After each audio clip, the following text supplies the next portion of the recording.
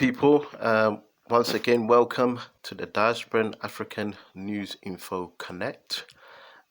It's your man here, bringing in your daily news info all around the diaspora. Well, as you all know, I am based in the UK, so I am going to be bringing you mostly, news from the UK. And I will also be touching on news around the diaspora as well, because we do represent the diaspora as well.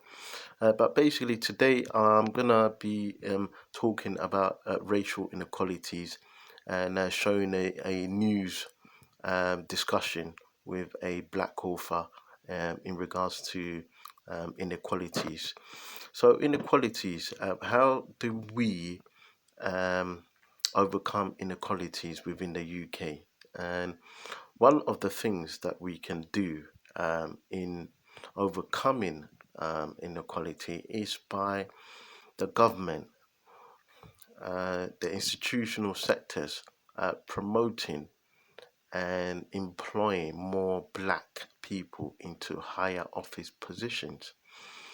As you know, when it comes to employment into higher government and office positions, we are ranked quite low. That's something that needs to be changed and needs to be tackled. As I'm saying, institutions, education, mainly education and educating the general public in regards of making things more fair, more more fair, even out, and making sure that institutional racism is stamped out and making things fair overall.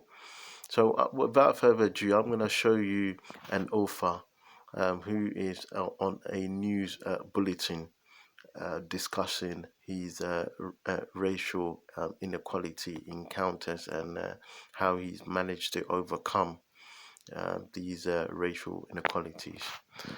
Right, so we're a new channel. Please do subscribe, do grow with us, because we are representing for the diaspora, and we're representing for the diaspora in the UK as well. So please do grow with us. Thank you. Was there a particular moment where you thought, I'm going to write this book?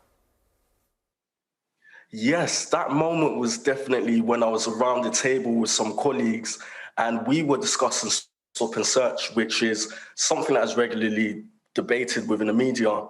And I was just sharing my experiences. And I remember everyone around the table not actually realizing that I had experienced it so much. And then I gave an example of one evening going to 10 Downing Street, meeting the Prime Minister, being rewarded for my activism work.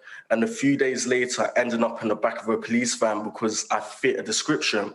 And it was at that point we actually had a debate and everyone was really horrified that I had to experience this.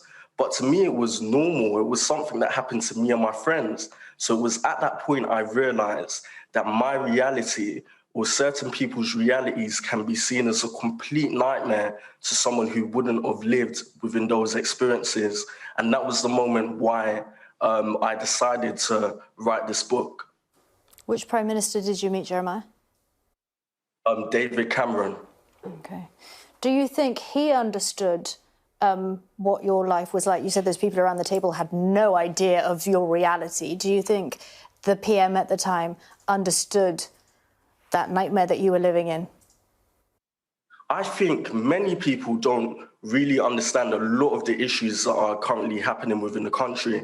Maybe it may be due to not enough conversations happening. Maybe it's not being highlighted in the media. This book for me was really a rallying cry and an opportunity to connect with young people up and down the country who could, share their experiences and stories of inequalities within education, within the justice system. But what was really important for me within this book was not only to have the discussions, but really to talk about solutions and what we can do to become a more equal society. Well, exactly, Jeremiah. It's in the title, what can we do about it? Definitely. That was really, really important for me. Especially during this pandemic, we've seen so many forms of inequality, being brought to the public light. We saw everything around the free school meals. Amazing organizations and individuals like Marcus Rashford really had to campaign for the government to make a U-turn on their decision on the matter. We've seen issues such as digital inequality. Not long ago, I heard of a story of a family of four and a mother who was working from home and her three kids were studying from home and they had to share an iPhone in between them. And these are real instances that are affecting families up and down the country. And it's all about having a conversation. I don't blame anyone if they don't really understand some of these issues, but those in positions of power really need to take responsibility in tackling inequality within the UK. And do you think your book can be the catalyst for that? I definitely hope so.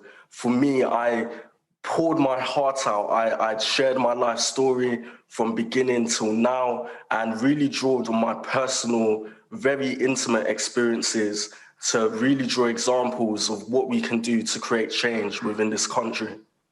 Jeremiah, you said that when you were growing up, you were quite literally dreaming in a nightmare. If you could speak to your younger self, what advice would you give yourself? The advice that I would give my younger self is to continue pushing, but also to let my younger self know that along the way, there's several different barriers. Growing up, I had to experience several instances of prejudice. I definitely had loads of opportunities taken away from me. So my message to my younger self would be to continue going.